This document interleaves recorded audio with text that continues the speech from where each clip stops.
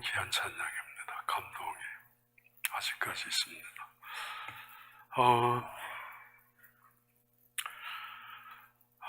나라가 망했습니다. 남쪽 유다가. 북쪽 이스라엘이 망한 지 150년 정도 만에 결국 남쪽 유다도 망하고야 말았습니다. 예루살렘 도성도 폐허가 되고 말았습니다. 하나님의 성전이 있는 예루살렘 도성은 결코 무너지지 않을 것이라고 믿어왔었고, 하나님의 언약이 있는 바로 그 예루살렘 도성은 무너지지 않을 거라고 믿어왔었지만은 지금 폐허가 되고 말았습니다. 역사학자들은 흥망성쇠를 이야기하면서 그렇게 역사는 반복하며 계속 일어나는 일이라고, 어쩌다가 때로는 우연히도 일어날 수 있는 일이라고 말합니다. 변증가들은 정반합을 말하면서 그러면서 역사는 발전해 나가는 것이라고 때로는 필연을 이야기하기도 합니다. 그러나 그렇지 않습니다. 하나님이 말씀하셨습니다. 그 말씀한 대로 이루어진 것입니다. 하나님은 말씀하시는 분입니다.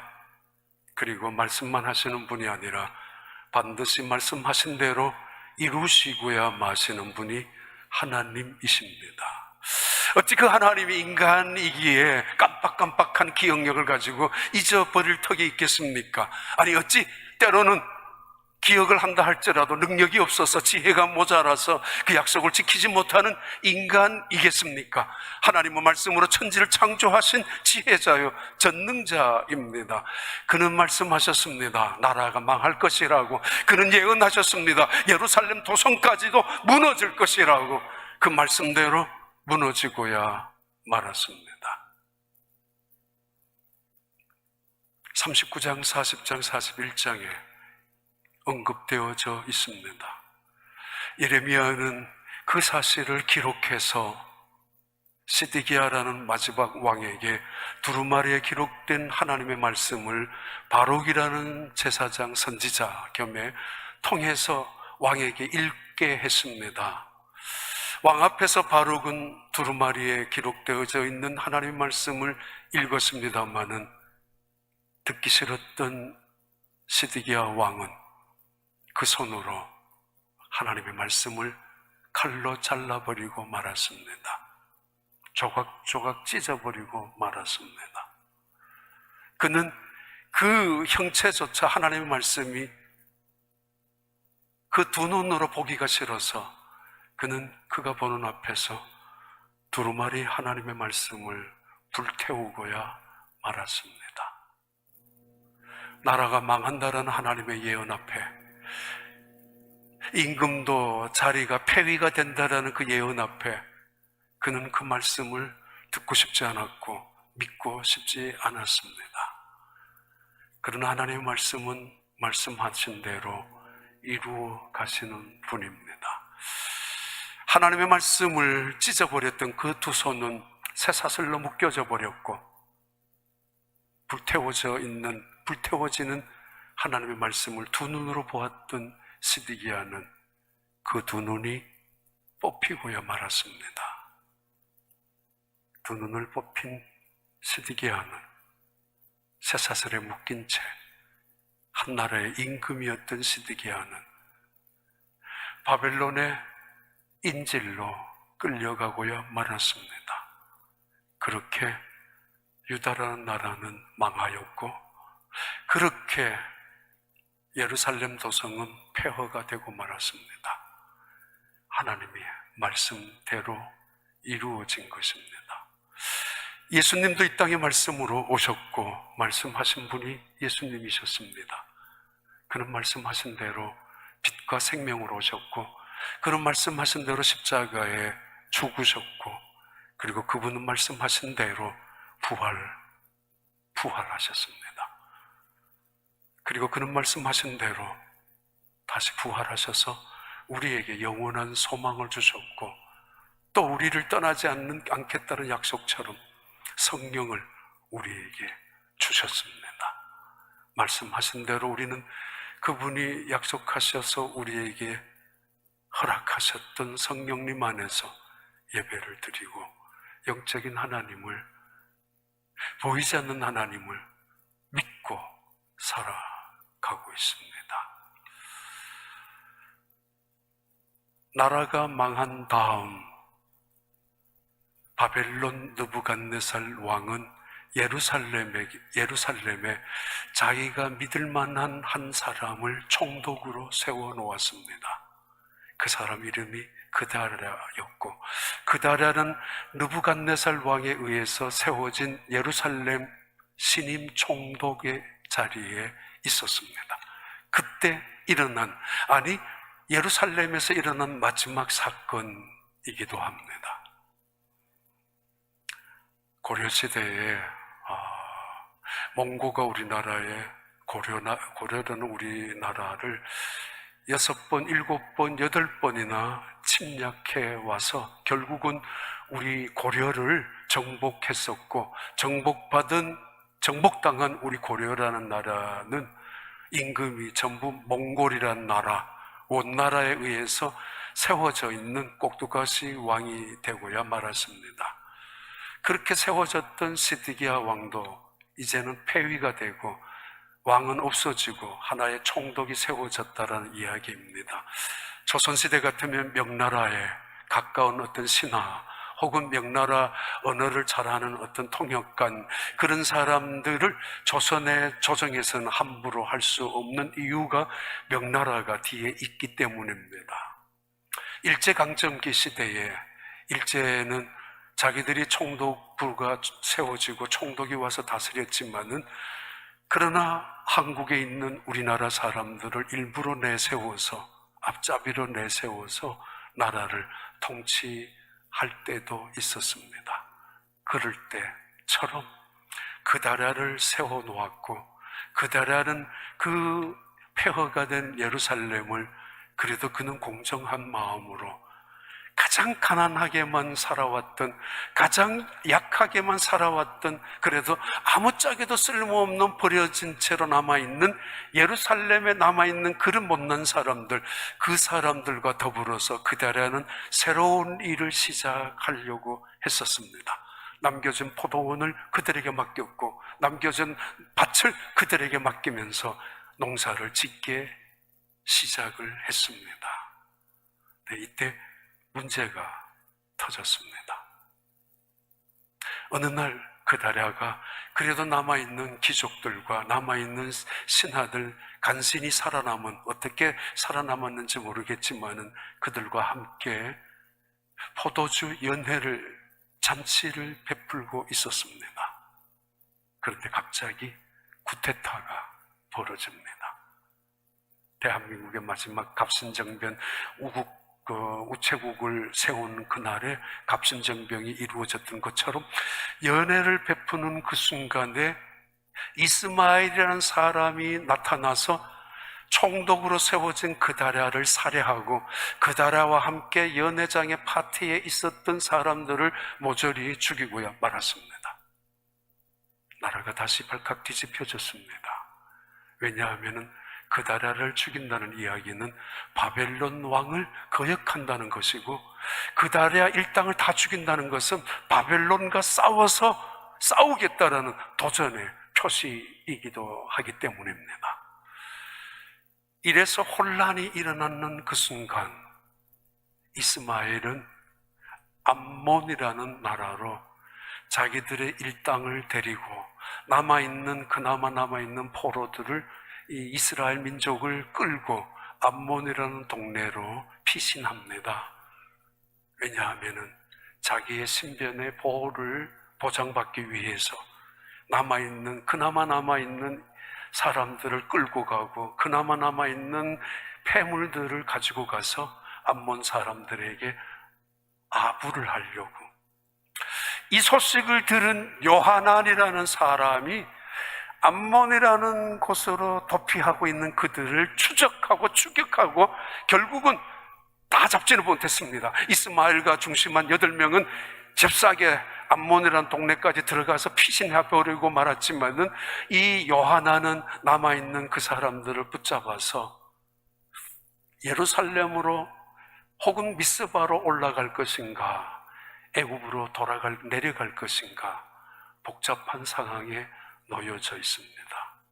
바로 이것이 오늘 본문에 예루살렘에서 일어난 마지막 사건, 망하고 난 다음 일어난 마지막 사건이고, 그러나 어쩌면 우리의 신앙생활 속에서 자주 부딪히는 하나님의 뜻을 어떻게 이해하고 어떻게 받아들이고 그것이 하나님의 뜻인지 명확하게 알았을 때 어떻게 순종해야 할 것인지를 가르쳐주는 중요한 주제이기도 합니다. 예레미야 42장 1절부터 3절의 말씀입니다. 이에 모든 군대의 지휘관과 가랴의 아들 요하난과 호사의 아들 여사냐와 백성의 낮은 자로부터 높은 자까지 다 나와 선지자 예레미야에게 이르되, 당신은 우리의 탄원을 듣고 이 남아있는 모든 자를 위하여 당신의 하나님 여호와께 기도해 주소서. 당신이 보는 바와 같이 우리는 많은 사람 중에서 남은 적은 무리이니 당신의 하나님 여호와께서 우리가 마땅히 갈 길과 할 일을 보이시기를 원하나이다. 요하나를 중심한 이스라엘 민족의 남은 사람들, 군대 장군들 중에서도 남아있었고 용케 살아남은 사람, 신하들 중에서도 살아남은 사람, 어떻게 피신했는지, 그리고 가장 낮은 사람들도 남아있는 그 사람들이 전부 모여서 이렇게 생각하고 결국은 그 생각을 모아서 예레미야에게 찾아와서 기도를 부탁합니다. 하나님의 뜻이 어디에 있는지 가르쳐달라고. 당신의 하나님께 당신이 기도해서 우리가 지금 미스바로 올라가고 예루살렘으로 올라가서 이 땅에 남아 있어야 하는 것이 하나님의 뜻인지 아니면은 애굽으로 내려가야 하는 것이 하나님의 뜻인지 가르쳐달라고 이렇게 요청하면서 이 본문은 시작을 합니다. 근데 여기에 문제가 있습니다. 하나님은 예레미야에게 그 민족을 위해서는 결코 다시는 기도하지 말라고 명령하셨기 때문입니다. 봐요. 예레미야 7장 16절 17절. 그런즉 너는 이 백성을 위하여 기도하지 말라. 그들을 위하여 부르짖어 구하지 말라. 내게 간구하지 말라. 내가 내게서 듣지 아니하리라. 너는 그들이 유다 성읍들과 예루살렘 거리에서 행하는 일을 보지 못하느냐. 하나님께서 예레미야에게 끊임없이 가슴 아파서 눈물을 흘리면서 피를 토하듯이 예루살렘 거리에서 여호와께 돌아가야 된다라고, 지금이라도 돌아가자라고 말하는 예레미야의 그 메시지를 그들은 귀를 막고 듣지 않았고, 그리고 심지어 분노하면서 돌을 던지며 그를 죽이려고까지 했었습니다. 그래서 하나님 말씀하신 것입니다. 예레미야야, 이 백성을 위해서 다시는 기도하지 마라. 그들이 어떤 짓을 하고 있는지, 무슨 말을 떠들고 있는지 너가 듣고 보고 있지 않았느냐? 다시는 기도하지 말라고. 그 백성을 위해서. 한 번만이 아닙니다. 거듭 반복합니다. 11장 14절의 말씀인데요. 그러므로 너는 이 백성을 위하여 기도하지 말라. 그들을 위하여 부르짖거나 구하지 말라. 그들이 그 고난으로 말미암아 내게 부르짖을 때에 내가 그들에게서 듣지 아니하리라. 고난 속에서 하나님을 찾는다면은, 정말 고난 속에서 진심으로 진정으로 하나님께 돌아만 간다면은 그들의 부르짖음을 왜 하나님께서 듣지 않겠습니까? 근데 지금 수백 년, 400년, 500년, 심지어 1000년 가까이 하나님은 수많은 선지자들을 통하여 그들에게 전해왔습니다. 언약을 지키라고, 우상을 섬기면 안 된다고, 이 땅에서 너희들은 쫓겨날 것이라고. 마지막 예레미야 선지자를 통해서도 하나님은 그들에게 외쳤습니다. 예레미야의 눈물은 하나님의 눈물이었고, 예레미야의 분노는 가슴 속에 있는 하나님의 분노였습니다. 그리고 그의 안타까움도 하나님의 안타까움이었습니다. 나라가 망하는 직전에, 예루살렘이 폐허가 되는 직전을 살고 있는 예레미야의 마음이었습니다. 그래서 그는 그래도 기도하고 싶었고, 이 백성을 위하여 기도로 눈물을 흘리기를 원했던 예레미야였지만은 하나님은 또다시 반복하죠. 14장 11절 12절에 거듭 반복합니다. 여호와께서 또 내게 이르시되 너는 이 백성을 위하여 복을 구하지 말라. 그들이 금식할지라도 내가 그 부르짖음을 듣지 아니하겠고 번제와 소제를 드릴지라도 내가 그것을 받지 아니할 뿐 아니라 칼과 기근과 전염병으로 내가 그들을 멸하리라. 하나님의 분노였습니다. 예레미야에게 주시는 말씀입니다. 이런 말씀을 듣고 있는 예레미야에게 지금 요하난이라는 신하 중에 한 명, 이제 남은 이스라엘 민족에서 지도자격인 요하난이 남은 낮은 자들부터 고관들에게 이르기까지 적지 않은 무리가 함께 모여 있어 예레미야를 찾아온 것입니다. 기도해달라고, 하나님의 뜻이 어디 있는지 우리에게 듣게 해달라고. 당신이 하나님이 어떤 말을 하든지 옳은 말을 하든 싫은, 우리가 듣기 좋은 말을 하든 싫은 말을 하든 우리는 각오가 돼 있다고까지 말하고 우리는 순종할 것이라고까지 예레미야에게 말하고 있습니다. 그래서 기도를 부탁하고 있습니다. 우리는 이 땅에 살아가면서 자주자주 선택해야 되는 그런 순간에 놓일 때가 많죠. 어느 학교로 가는 것이 하나님의 뜻인지, 회사를 어느 직장으로 옮겨야 하고 어느 회사에 들어가는 것이 하나님이 기뻐하시는 뜻인지, 그래서 기도할 때도 있고 그 뜻을 분별하고 싶을 때도 있습니다. 왜 이 직장을 옮겨야 하는지, 때로는 사업을 할 때도 이것이 하나님이 원하시는 뜻인지 아닌지를 알고 싶을 때도 많고, 투자를 할 때도 이것이 정말 하나님이 기뻐하시는 일인지 하나님의 뜻을 원할 때가 있고, 심지어 금식하며 기도하면서 하나님의 뜻을 찾으려고 할 때가 있습니다. 결혼할 때는 말할 것도 없이 사람을 만나는 일에 이것이 정말 하나님이 원하시는, 하나님이 기뻐하시는 정하신 뜻인지를 알고 싶을 때가 많습니다.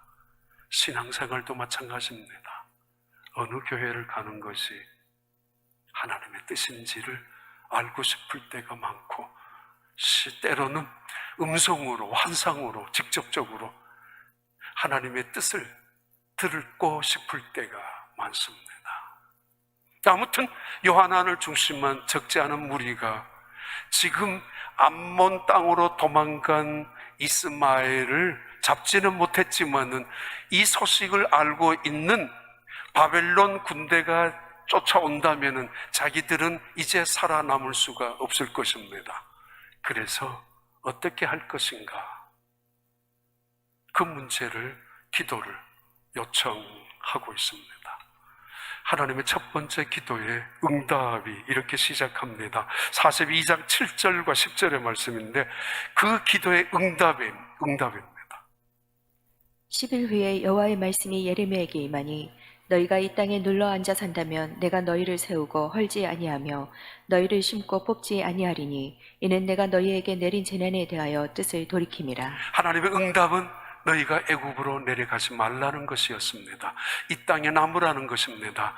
너희들이 이 땅에 남는다면은 너희들의 눈으로 보기에 심은 것이 다 뽑혀버렸고 세운 것이 다 흘려져 버렸고 이 땅에 기근과 칼과 그리고 전염병이 남아있는 것 같지만은 그러나 나의 계획이 있다라고, 이것은 회복될 것이고 이 땅은 다시 생명의 땅으로, 축복의 땅으로 내가 세울 것이라고, 심은 것을 거두게 될 것이고 세운 것이 허물어지지 않게 될 것이라고 하나님이 응답하셨습니다. 그러나 그들은 그 응답에 관심이 없었습니다. 왜냐하면 그들은, 요하난을 중심한 그들은 짐을 챙기고 있었고 짐을 꾸리고 있었고 가방을 챙기고 이미 애굽으로 내려가는 여정 중에 하나인 베들레헴 근처의 장막터에다가 많은 짐을 수레에 세워놓고 여차하면 떠날 준비를 하고 있었기 때문입니다. 입으로는 하나님이 어떤 말씀을 하든 우리는 순종하겠다고, 겉으로는 좋든 싫든 어떤 말이든 받아들이겠다고 하고 있었지만은 이미 그들의 마음속에는 정해놓은 길이 있었고 이미 그들의 생각과 감정 속에는 원하는 방향의 길이 눈에 보이고 있었습니다. 하나님의 뜻을 어떻게 알 것인가? 조지 뮬러 그분의 하나님의 뜻을 정확히 분별하는 7가지 중에서 첫 번째죠. 당신의 생각을 포기하십시오. 당신의 기분이나 감정을 차단하십시오. 지금 이들은 미스바에 올라가서 예루살렘에 올라가서 처음부터 다시 시작해야 되는 원점이었지만은 그러나 그 가는 길을 막아버리고 애굽으로 내려가는 길목을 택하고 있는 것, 이것은 마치 베드로가 예수님을 따라가는 길 속에서 여차하면 도망갈 수 있는 거리를, 여차하면 품위를 지킬 수 있는 간격을 유지하고 있는 거나 마찬가지의 태도입니다. 자기 울타리를 세워놓고 자기의 경계선을 세워놓고 나는 여기까지만 순종할 것이고 나는 이렇게만 믿을 것이고 내 신앙의 범위는 여기야 라고 평생 예수를 믿으면서 그 울타리를 넘어가지 못하고 평생 하나님을 섬기면서도 그 경계선 하나 무너뜨려 본 적이 없는 사람들, 그들의 이야기죠. 이미 정해놓은 답을 가지고 기도해달라고 요청합니다. 한국에서 말하는 거 있죠. 답정 너. 답은 이미 정해져 있는데 너는 내가 원하는 대답만 해주면 돼. 답정여, 그런 여자 또는 답정너, 그런 사람, 자기가 원하는. 지금 요하나를 중심한 이 사람들은 어차피 애굽으로 내려갑니다. 내려가는 길에 편하고 싶습니다. 마음이 괴롭고 싶지 않습니다. 내려가는 길, 이왕이면 복을 받고 싶습니다. 아니, 이런 태도가 무당에게, 점장에게 찾아가서 점을 치는 거와 뭐가 달라요? 얼마나 달라요? 다를 게 뭐 있어요? 그들은 애굽으로 내려가기를 원합니다. 그 이유가 3절부터 5절까지의 말씀인데요. 한번 다시 봐요. 당신의 하나님 여호와께서 우리가 마땅히 갈 길과 할 일을 보이시기를 원하나이다. 선지자 예레미야가 그들에게 이르되 내가 너희 말을 들었은즉 너희 말대로 너희 하나님 여호와께 기도하고 물은 여호와께서 너희에게 응답하시는 것을 숨김이 없이 너희에게 말하리라. 그들이 예레미야에게 이르되 우리가 당신의 하나님 여호와께서 당신을 보내사 우리에게 이르시는 모든 말씀대로 행하리이다. 여호와께서는 우리 가운데에 진실하고 성실한 증인이 되시옵소서. 말로는 이렇게 말하고 있고 입으로는 이렇게 떠들고 있지만은 그들의 속셈은 이미 정해져 있었습니다. 3절부터 14절. 그러나 만일 너희가 너희 하나님 여호와의 말씀을 복종하지 아니하고 말하기를 우리는 이 땅에 살지 아니하리라 하며 또 너희가 말하기를 아니라 우리는 전쟁도 보이지 아니하며 나팔 소리도 들리지 아니하며 양식의 궁핍도 당하지 아니하는 애굽 땅으로 들어가 살리라 하면 잘못되리라. 그들은 애굽 땅에 가기를 원합니다. 왜냐하면 겉으로 보기에 칼, 전쟁이 없었고 겉으로 보기에 기근, 많은 농사를 짓고 있는 사람들이 있기 때문에 애굽 땅에는 굶어 죽는 사람들이 없기 때문에, 그리고 지금 그 땅에 일어나는 전염병이 그 애굽에는 없다라고 느꼈기 때문에 그들은 애굽으로 내려가고 싶었습니다. 그들의 보기에는 예루살렘에 남아있는 것은 지옥일 것입니다. 근데 하나님은 그들의 생각하기에 죽음의 땅이라고 불려지는 예루살렘에 남아있으라고 말합니다. 꽤 오래전에 어떤 젊은 부부가 우리 교회에 오셔서 식사 도중에 어느 교회에서 왔느냐고, 휴스턴에서 왔대. 그럼 어느 교회냐고, 어느 교회에서 왔대요. 아니, 그렇게 좋은 교회에서 왜 왔느냐고. 그분이 숨도 안 쉬고 대뜸 말했습니다. 목사님, 제가 그 교회 몇 년 동안 있었는데 지옥 같았다고. 그 말을 듣는 저 마음 속에는 소름이 끼쳤습니다. 솔직히. 물론 얼마나 견디기가 어려웠으면은, 얼마나 끔찍히 싫었으면은, 그래도 그 신앙을 지키기 위하여 그래서 그래도 자기 나름대로 몸부림을 치면서 지키려고 그 신앙을, 그 교회에서 자존심 때문에 아니면 때로는 그 신앙을 위해서 눈물을 흘리면서 애를 썼을 텐데 한마디로 말했습니다. 지옥 같았다고. 소름이 느껴졌는 것은 왜 그랬을까?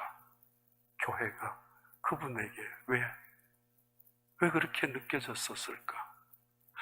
어쩌면 여러분이 지금 어떤 분은 그렇게 느끼고 있는지도 모르겠습니다만은 그들의 생각에, 눈으로 보기에, 그들의 생각에, 그들의 판단으로 애굽은 안전한 것 같고, 애굽은 좋은 땅 같고, 애굽은 언제나 전쟁이 없는 것, 그렇죠. 지중해 지역의 경계가 그냥 붙어져 있는 그 나라와 끊임없이 싸우고 다투는 것보다는 큰 나라로 멀리 툭 떨어져 있는 애굽 땅에 가면은 피도 보지 않고 칼싸움도 없는, 기근조차 없는, 전염병조차 없는 곳이라고 느껴지고 있지 않습니까? 근데 하나님은 그들에게 말합니다. 너희들이 만약에 그곳으로 간다면은 칼과 기근과 전염병이 너희들에게 따라갈 것이고, 이 땅에 머물렀던 전염병은 너희들에게 옮겨갈 것이라고.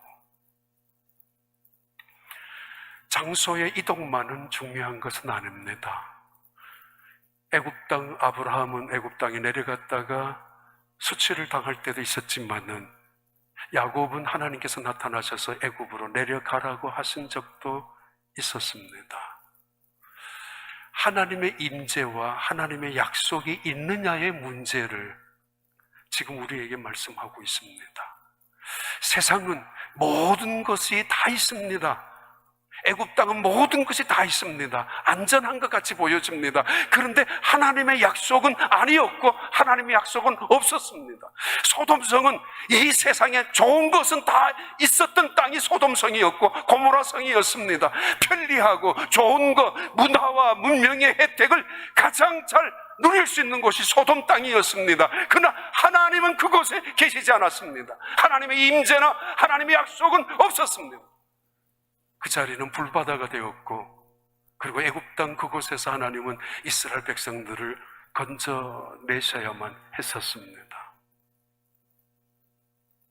이미 정해져 놓고 하나님의 말씀을 듣고 싶어 하는, 아니 그거는 그냥 내 가는 길을 내가 그냥 편하게 가고 싶고, 그리고 복 빌어 달라라는 그런 의미의 요청일 뿐입니다. 만약에 너희가 이 땅에 남는다면 내 약속을 믿고 너희들이 심은 것을 내가 뽑지 않을 것이고 세운 것을 헐지 않을 것이라고 하나님의 약속이고, 그리고 이 땅은 회복될 것이고, 그리고 이 땅은 생명이, 그리고 축복이 임하는 그 땅으로 살아날 것이라고. 이게 하나님의 계획이고 하나님의 섭리이고 하나님이 하시는 일이었습니다. 고난 속에서도 길을 만드시는 하나님, 고난 가운데서 은혜를 베푸시는 하나님, 고난 속에서도 새로운 역사를 이루어 나가시고 만드시는 놀라운 하나님의 말씀입니다. 그 말씀은 반드시 이루어지는 법입니다. 하나님의 대답은 계속 대답하십니다. 아니 15절부터 17절 한번 읽고 지나갈까요? 예레미야 42장 17절 15절부터.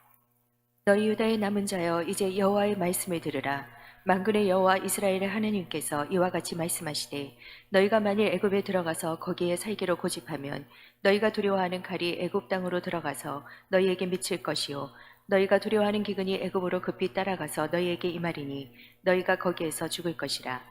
무릇 애굽으로 들어가서 거기에 머물러 살기로 고집하는 모든 사람은 이와 같이 되리니 곧 칼과 기근과 전염병에 죽을 것인즉 내가 그들에게 내리는 재난을 벗어나서 남을 자 없으리라. 이게 첫 번째 하나님의 대답이고 기도의 응답이었습니다만 그들은 이 말씀을 듣고 싶어 하지 않았습니다. 이미 그들은 떠날 준비를 하고 있고 애굽으로 내려가는 여정 속에 짐을 묶어 놓고 있었기 때문입니다. 그들에게 하나님의 두 번째 응답이 시작이 되죠. 다시 예레미야 42장 11절 12절입니다.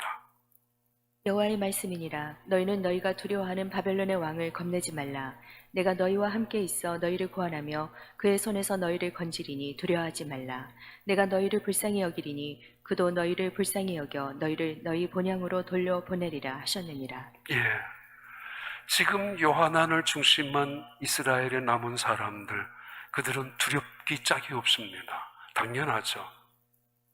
왕도 두 눈이 뽑히고 그 손에 쇠사슬에 묶여서 끌려간 판인데 자기들이 어떻게 살아남을 수가 있겠습니까?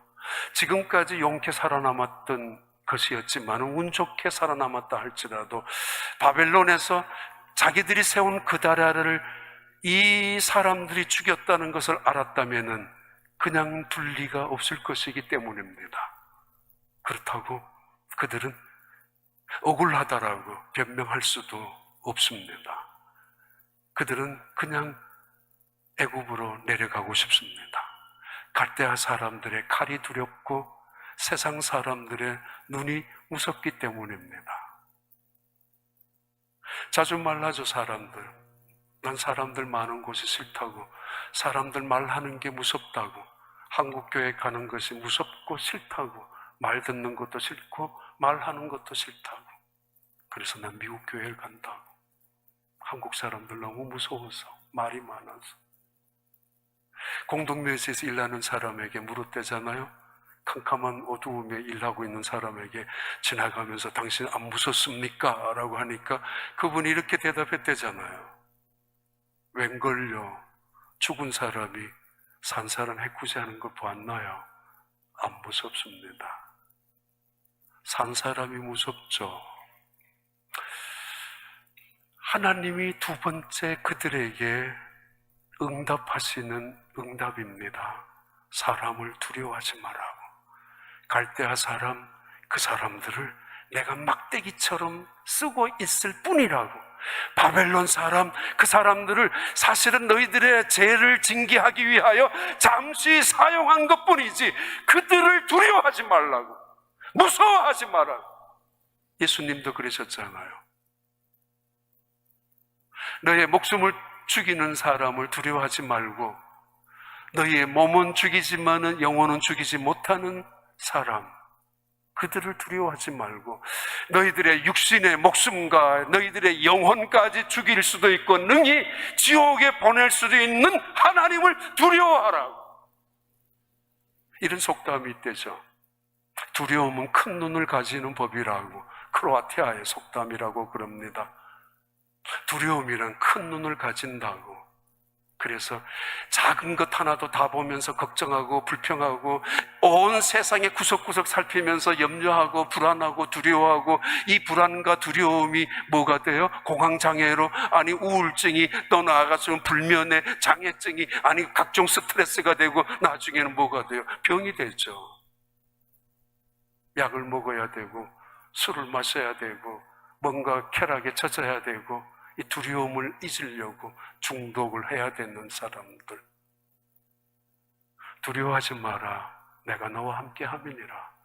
놀라지 마라, 나는 너의 하나님이 됨이니라.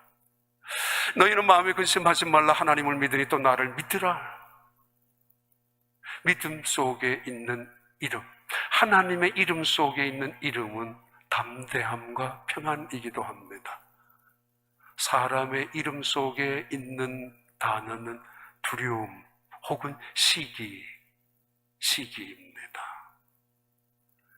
두려워하지 마라, 갈대아 사람, 내가 막대기로 사용할 뿐이다. 그들을 두려워해서 그들을 피하려고 애굽으로 내려간다고. 너희들 아직까지 애굽 사람에게 당하지 않아서 그렇지만은 그들에게 더 큰 상처를 당하고야 말 것이라. 그들에게 짓밟히고 말 것이다라고, 속지 말라고, 사람들은 원래 그런 존재라고 말하고 있습니다.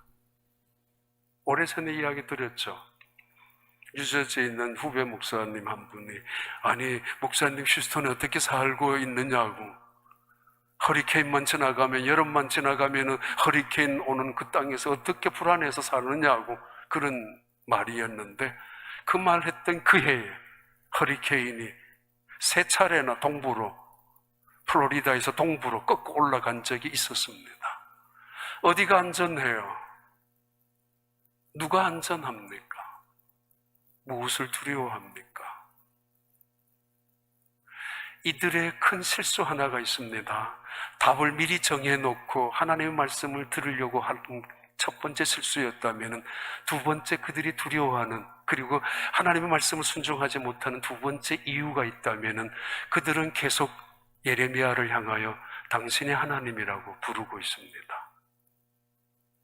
당신의 하나님께 기도하여 달라고, 당신의 하나님께 물어봐 달라고, 당신의 하나님이 우리에게 어떻게 대답할는지 알아달라고. 나라가 망했지만은 그들은 지금까지 나라가 망한 거와 내가 살아가는 생활과는 상관이 없는 걸로 살아왔던 사람들입니다.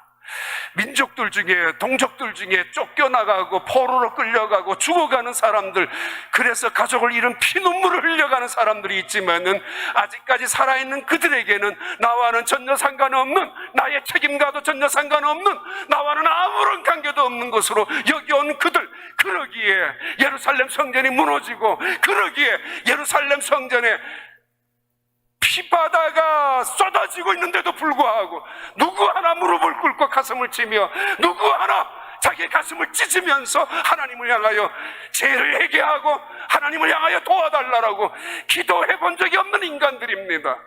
나라가 망했고 예루살렘 성전이 폐허가 되었고 온 백성들이 흩어지고 있고, 아니 모든 백성들이 고통을 당하고 있는 순간에 나는 괜찮다라고, 나는 상관없다라고, 나의 책임은 없다라고 눈물을 흘리면서 무릎을 꿇으면서 하나님을 향하여 눈물을 쏟아가면서 기도해 본 적이 없는 이 인간들이 하는 이야기가 고작 당신의 하나님께 기도해 달라고.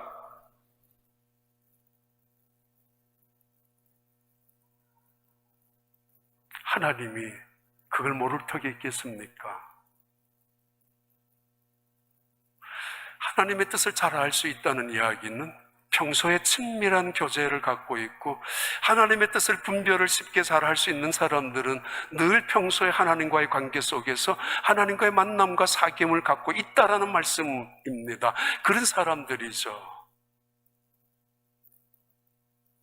한 번도 만남도 없는, 사귐도 없는, 기도해 본 적도 없는, 가슴을 치고 하나님을 향하여 죄를 회개하고 마치 내 책임인 양, 아니 내 책임이죠, 예루살렘이 무너진 것도, 그렇게 끌어안고 눈물을 흘리며 기도해 본 적이 없는 그 사람들, 그들이 어찌 순종할 턱이 있겠습니까? 그래서 더더구나 그들은 두려워합니다. 조급함으로 두려워하고, 성급함으로 불안해하고, 탐욕과 고집으로 그들은 두려움에 사로잡혀 있습니다.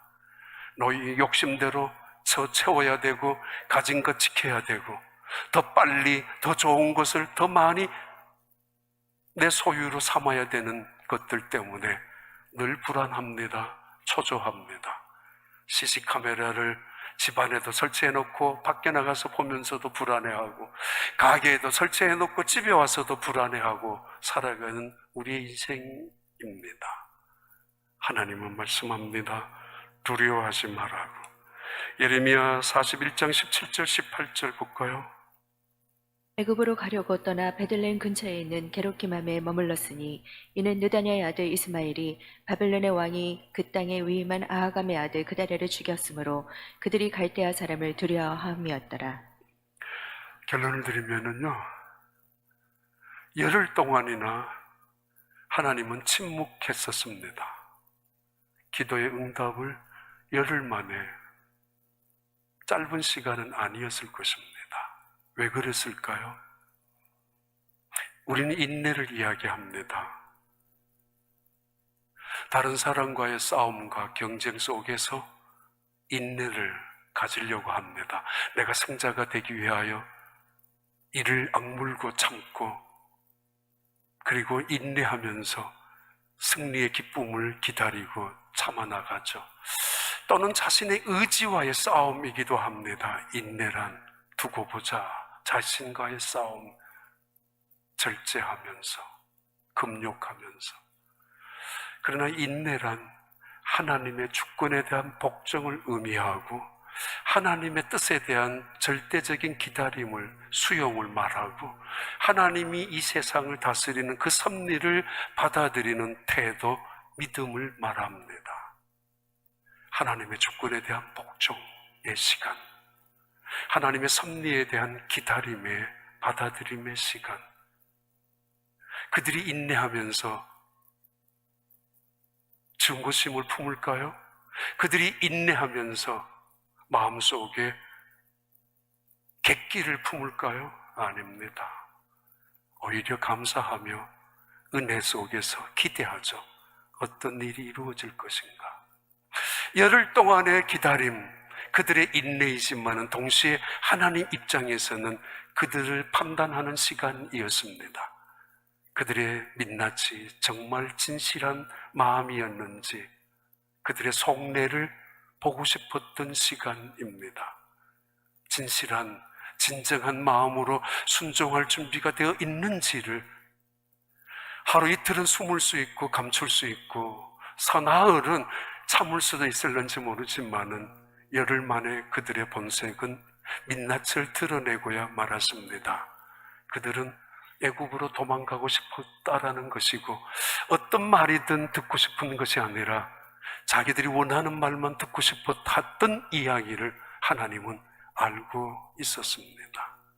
그래서 그들에게 혹은 열흘 동안에 그들의 마음이 변화되기를, 그래 정말 그들이 말한 대로 하나님이 원하시는 그 말씀대로 우리가 순종하기를 원하는 하나님의 그들의 믿음의 변화를 원했던 기다림의 시간이기도 합니다. 그래요. 하나님은 우리에게 예레미야를 통하여 원하시는 것이 있습니다. 순종이냐 아니면 거역하는 것이냐. 순종이란 사마를 말합니다. 사마, 듣는 것을 의미하죠. 불순종은 마라를 말합니다. 쓴 거, 거역하는 거, 반역하는 거. 하나님은 분명히 순종하라고 말씀하시면서 세상을 쫓아가거나 세상을 두려워하지 말고 하나님을 경외하라고, 경외하는 자가 여호와를 순종할 수 있다라고 우리에게 메시지를, 예레미야를 통하여 증거합니다. 하나님을 경외하는 것, 높이는 걸 말합니다. 섬기는 걸 말합니다. 하나님을 기뻐하고 하나님께 감사하는 것 말합니다. 그리고 여호와를 경외하라는 이야기는 하나님을 두려워하라는 것입니다. 세상에서 하나님을 두려워할 자라면 세상을 두려워하지 않는 사람일 수 있습니다. 하나님 한 분만을 두려워하는 것. 우리가 하나님을 사랑하고 하나님을 섬기고 하나님을 기뻐하지만은 일말의 마음속에 두려움이, 존경으로 일말의 마음속에 두려움이, 때로는 그 거룩한 두려움이 예의로, 진정한 하나님을 향하는 섬김으로, 아니 정말 하나님을 경외하는 사람이라면 하나님이 우리에게 어떤 말씀을 하시든지 순종하는 두려움, 순종하는 일말의 두려움이 믿음이라는 거죠. 하나님을 순종하기 위하여, 하나님 말씀을 순종하기 위해서 우리에게 대단한 믿음, 위대한 믿음이 필요한 건 아닙니다. 작은 믿음도 소중합니다. 우리는 위대한 하나님을 믿는 것이 중요한 것이지 나의 믿음이 큰 믿음, 대단한 믿음, 위대한 믿음 하나님이 원하시는 것이 아닙니다. 하나님은 위대하신 분입니다. 크신 분입니다. 그분을 경외하고 그 경외하는 마음 속에 순종하고 살아가는 것, 작은 믿음이라도 이것이 놀라운 믿음이고 이것이 세상을 바꿔나가는 하나님의 축복의 역사의 사건이라는 말씀입니다. 왜 어찌하여 두려워하느냐. 제자들에게 예수님 물으셨습니다. 책망하셨습니다. 어찌하여 무서워하느냐고. 풍랑을 보고 바다를 보고 방금 오병이의 기적을 경험하면서도 두려워서 어쩔 줄 몰라 하는 그들에게 예수님 말씀하셨습니다. 왜 믿음이 작으냐고, 왜 믿음이 없느냐고, 왜 믿음이 흔들리느냐고, 의심하느냐고. 온 세상이 어디가 안전지대가 있습니까? 어디로 가고 싶습니까? 어느 품이 가장 여러분에게 안식처고 피난처라고 생각하십니까? 혹은 하나님의 말씀이, 하나님의 뜻이 무엇인가를 지금도 알기를 원하시고 계십니까? 여러분, 순종할 각오가 되어 있습니까? 값을 지불할, 대가를 지불할 각오가 되어 있습니까? 손해볼 각오, 기다려야 될 각오. 그럼에도 순종하며 살아간다면 그 순종 속에 나타나는 놀라운 하나님의 역사를 경험하게 될 것입니다. 여호와 하나님 아버지, 감사합니다. 감사합니다. 우리의 믿음의 자리에 부르셔서 하나님의 뜻을 알게 하시고 날마다 순종하면서 나아갈 수 있는 신앙을 갖게 해주신 주님, 진심으로 감사합니다.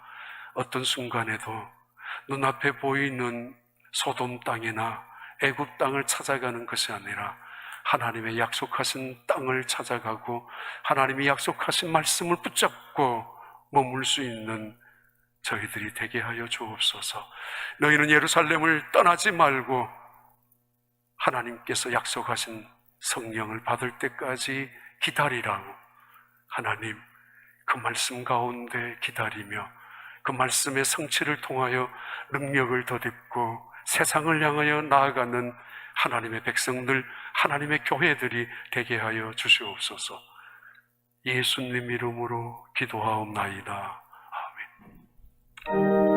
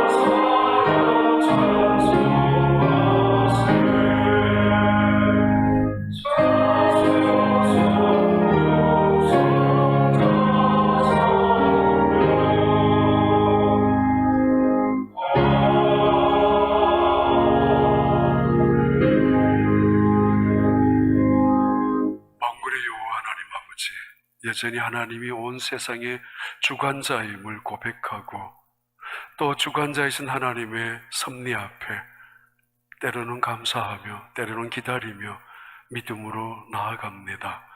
하나님, 지난 한 주간도 그 은혜 속에 우리를 지켜주셨음을 인하여 감사하며 감사의 예물을 하나님 앞에 올려드립니다. 선교 헌금, 또 11조 헌금, 생일 감사 헌금, 강단 헌화, 점심 식사 대접도 하나님 앞에 올려드리는 예물드립니다. 하나님, 저들의 손을 붙잡아 주시고 저들의 삶을 통하여 하나님의 큰 영광이 결코 없어지지 아니하도록 늘 축복하여 주시옵소서. 온 세상이 코로나 바이러스로 인하여 여전히 아직도 흔들려 가고 있습니다. 하나님, 예루살렘이 폐허가 되고 남쪽 유다가 망했는데도 도망갈 궁리만 하고 제살 궁리만 하고 손해 안 볼 궁리만 하고 기도 한 번 해본 적이 없는, 눈물 한 번 흘려본 적이 없는, 상관없이 살아가는 그들에게 하나님의 마지막 명령이 떨어졌던 것처럼 하나님 이 땅을 바라보면서 무릎을 꿇게 하시고 눈물을 흘리게 하시고 가슴을 치며 하나님을 바라볼 수 있는 믿음의 자리로 은혜의 사람으로 세워주시고 불러주셨음을 감사합니다. 하나님, 우리의 부르짖는 기도가 이 땅을 변화시키게 하여 주시고 우리의 간절한 기도들이 이 땅의 생명과 축복의 땅으로 회복시킬 수 있는 능력이 되게 하여 주시옵소서. 이번 한 주간도 흩어져 있는 모든 가족들, 자녀들 위해 하나님의 능하신 손길로 붙잡아 주시고 치유의 손길로 저들을 온전케 강건케